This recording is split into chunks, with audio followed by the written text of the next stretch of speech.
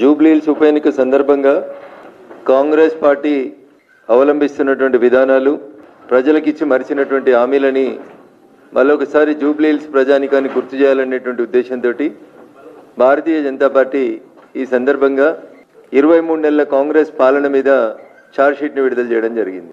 ఊర్లలో అవ్వ బువ్వ ఉడికిందా లేదా అని చూస్తే ఒక మెతుకు చూస్తే తెలుస్తుంది. కాంగ్రెస్ పార్టీ ఇచ్చిన మేనిఫెస్టో పేరే అభయహస్తం మేనిఫెస్టో అని ఇచ్చినారు. అభయహస్తం మేనిఫెస్టోలో చాప్టర్ 1లో మొదటి పాయింట్, గత కాంగ్రెస్ ప్రభుత్వం హయాంలో మాదిరిగా ముఖ్యమంత్రి క్యాంపు కార్యాలయంలో ప్రతిరోజు ప్రజా దర్బార్ నిర్వహిస్తాం. గిదే శాతగాలేదళ్ళకి దీనికి రూపాయి ఖర్చు అవసరం లేదు.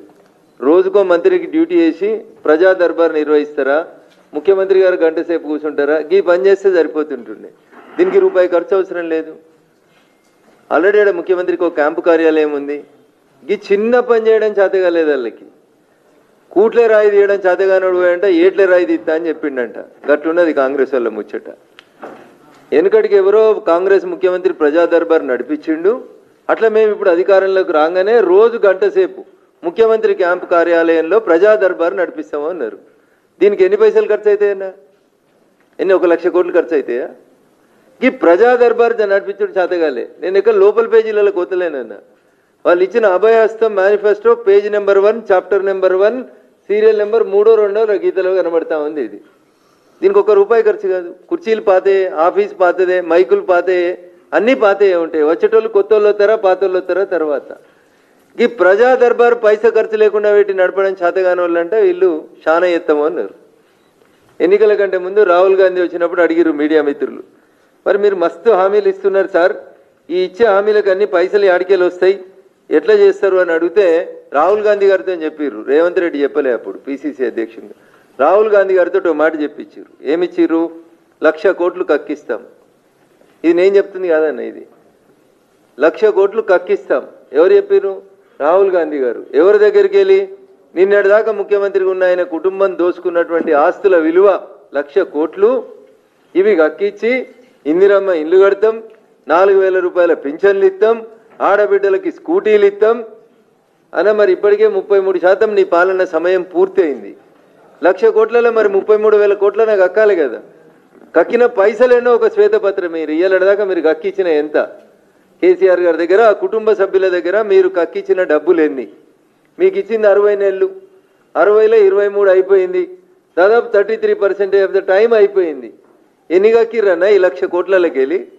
అచ్చా, ఇంకా అదే ప్రాసెస్లో ఉన్నారా? మంచి డాక్టర్లు దొరకకపోతే మా విశ్వేశ్వరరెడ్డి గారిని అడిగితే అపోలోకి తీసుకుపోతారు, కడుపులు ఏమైనా ఉంటే కక్కిస్తారు. కావాలంటే మేము కూడా సాయం చేస్తాం దానికి, కక్కించడానికి ఏమైనా ఉంటే. ఇంకా ఏం మాట్లాడిరు వాళ్ళు? పెద్ద మాట మాట్లాడిరు రేవంత్ రెడ్డి గారు. జియో 111 రద్దు చేయడం వెనకాల 1,00,000 కోట్ల కుంభకోణం జరిగింది. జియో 111 రద్దు చేస్తే 1,00,000 కోట్ల కుంభకోణం జరిగింది.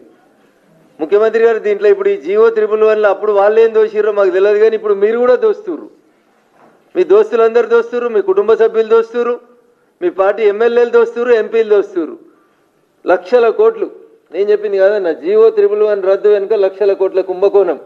ఈ పరిధిలో కేటీఆర్, కవిత, హరీష్కు భూములు 80% భూములు కేసీఆర్ బంధుగణం బినామీలవే. మరి ఎందుకన్నా ఒకటి వెనకకు రాలేదు? బినామీ చట్టాన్ని రద్దు చేస్తూ భారత ప్రభుత్వం ఒక చట్టం తెచ్చింది కదా, ఆ చట్టాన్ని ఉపయోగించండి. మరి ఆ భూములు వెనుకకు తీసుకోండి. 1,00,000 కోట్ల కుంభకోణం. రాహుల్ గాంధీకి అక్కిస్తానే ఈయన భూములలో 1,00,000 కోట్ల కుంభకోణం అనే. ఇది బాయ్ అది బాయ్, ఇంకేం రాకనే పాయ్. ఇంకోసారి ఇంకో మాట చెప్పారు. కాంగ్రెస్ అధికారంలోకి వస్తే కేసీఆర్ అవినీతి సొమ్ము కక్కిస్తాం. బోధన్, ఆదిలాబాద్, వేములవాడల్లో సభలు 26 నవంబర్ 2023 నాడు చెప్పారు. ఇది నవంబర్ 1వ తారీఖు నాడు మాట్లాడుతూ ఉందాం. మనం కాంగ్రెస్ అధికారంలోకి వస్తే కేసీఆర్ అవినీతి సొమ్మును కక్కిస్తాం.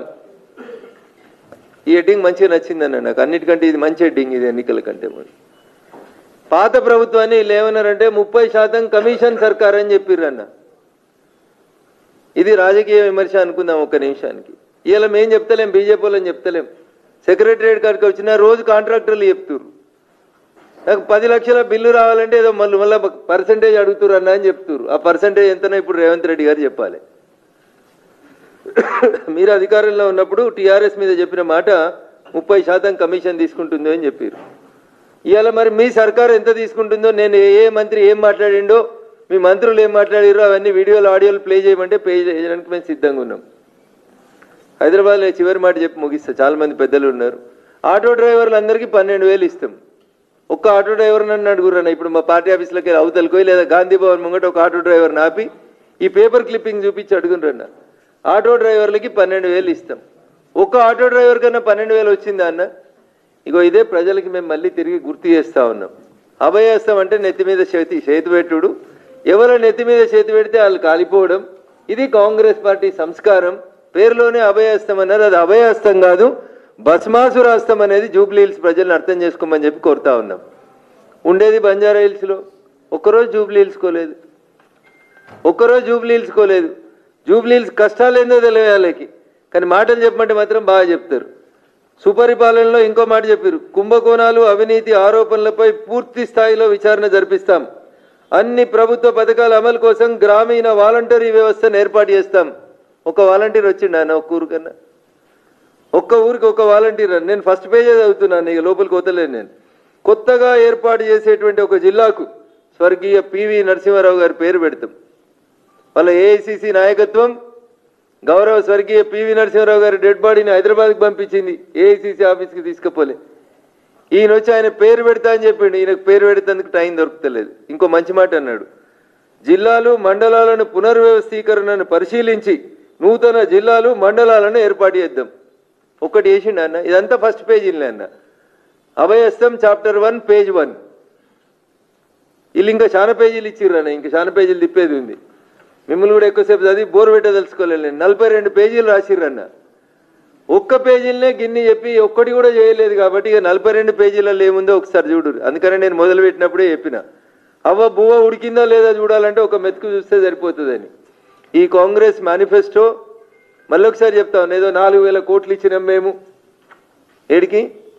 మేము మన బై ఎలక్షన్లోకి వెళ్తే కంటోన్మెంట్కి 4,000 కోట్లు ఇచ్చినాం, రేపు జూబ్లీ హిల్స్కి ఇస్తామని చెప్పిండ్రు. మీడియా మిత్రులకి ఈ ప్రెస్ కాన్ఫరెన్స్ వింటున్న తెలంగాణ సమాజానికి కూడా నేను ఒక మాట చెప్పదలుచుకున్నాను. తెలంగాణలో ఉన్న 119 శాసనసభ నియోజకవర్గాల్లో ఏ శాసనసభ నియోజకవర్గానికి గత 23 నెలలుగా గుంటెడు జాగా శ్మశానానికి ఇవ్వలేదు, గుంటెడు జాగా శ్మశానానికి ఇవ్వలేదు, ఇంక్లూడింగ్ కొడంగల్తో సహా. కానీ ఎవరికి ఇచ్చిర్రనా? షేక్పేటలో 2,500 గజాలు ఆగమాగమైపోయి కబ్రస్థాన్కి ఇచ్చిర్రు. మీ పార్టీని ఎప్పుడు కబ్రస్థాన్లో పెడదామా అని ఇలా సమాజం ఎదురు చూస్తూ ఉంది అనేది ఒకసారి ముఖ్యమంత్రి గారు అర్థం చేసుకోవాలి. 4,000 కోట్ల పని అయినట్టు, కంటోన్మెంట్ నియోజకవర్గంలో 4,000 కోట్ల పని ఇప్పటికే అయిపోయినట్టు ముఖ్యమంత్రి గారు నిన్న మీరు అక్కడ మాట్లాడారు కదా, ఓట్ల కోసం వచ్చి నిరూపించే దమ్ము ధైర్యం శక్తి మీకుంటే, మాతో మాట్లాడే దమ్ము ధైర్యం ఉందో లేదో నాకు తెలియదు, కానీ ఒక శ్వేతపత్రం ఎన్నడు శాంక్షన్ చేసిర్రు, ఎన్నడు పూర్తయినాయి 4,000 కోట్ల పనులు. సాయంత్రం జూబ్లీ హిల్స్కి వస్తురు కదా ముఖ్యమంత్రి గారు, జర తీసుకొని వచ్చి ఈ అభయహస్తం మేనిఫెస్టో లెక్కలో జర ప్రింట్ చేసి ఇవ్వమని చెప్పి కోరుతా ఉన్నా. ఎంత నోటికొస్తే ఎంత వస్తే అంత అబద్ధం. 4,000 కోట్ల పనులతోటి కంటోన్మెంట్ని అభివృద్ధి చేసుకుర్రట. చెప్పేటోడు చెవిటోడైతే వినేటోడైతే ఉన్నట్టున్నది పంచాయతీ. ఇట్లా ఏది పడితే అది మాట్లాడిపోతూ మరొకసారి జూబ్లీ హిల్స్ ప్రజల్ని మోసం చేసేందుకు వస్తూ ఉన్నారు. ఇంకొక మాట రాహుల్ గాంధీ మాట్లాడిన ఇంకొక మాట మీకు గుర్తు చేయాలి. బీజేపీ గట బీఆర్ఎస్ ఎంఐఎం రెండు కూడా బి టీములుగా వ్యవహరిస్తున్నాయని ఎలక్షన్ల ప్రచారంలో ఒకటే మాట చెప్పిండు రాహుల్ గాంధీ గారు, రేవంత్ రెడ్డి గారు చెప్పారు. ఇలా ఎంఐఎం పార్టీ ఎవల కండు వేసుకొని ప్రచారం చేస్తుంది, ఎవల కోసం ప్రచారం చేస్తుంది ఒక్కసారి ఆలోచించమని విజ్ఞప్తి చేస్తూ చివరికి ఒక మాట, 1 లక్ష ఉన్న వాళ్ళందరూ ఒక దిక్కు అయితే 3 లక్షలు ఉన్న వాళ్ళందరూ ఏం చేయాలో ఒకసారి ఆలోచించుకోమని చెప్పి సవినయంగా జూబ్లీ హిల్స్ ఓటర్లకి నేను ఈ సందర్భంగా అప్పీల్ చేస్తా ఉన్నా.